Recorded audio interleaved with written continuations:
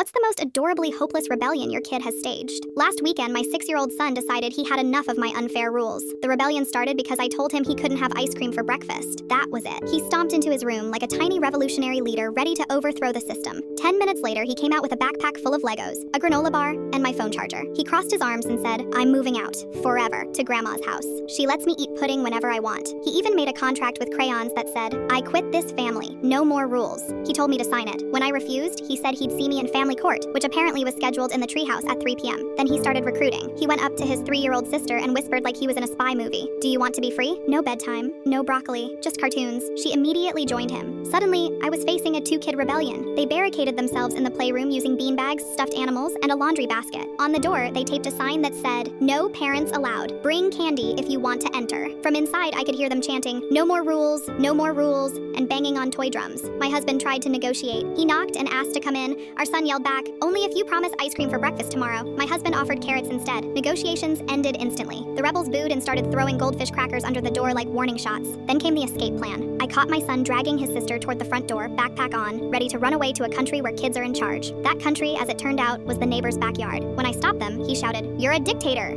You can't stop freedom!" The funniest part, he tried a hunger strike. He announced he'd only eat Oreos until victory. 20 minutes later, his sister ratted him out for secretly eating string cheese behind the beanbag barricade. That's when the rebellion started falling apart. Finally, I offered a peace deal. They'd go back to brushing teeth and eating vegetables, and in exchange, they could stay up 15 minutes past bedtime on Fridays. My son thought hard, whispered with his sister, then agreed. He shook my hand very seriously and said, "The rebels accept this deal, but only this time." Now every time I tell him no, he squints at me and says, "Do you want another rebellion?" I swear, I've never been more intimidated by a 6-year-old in my life.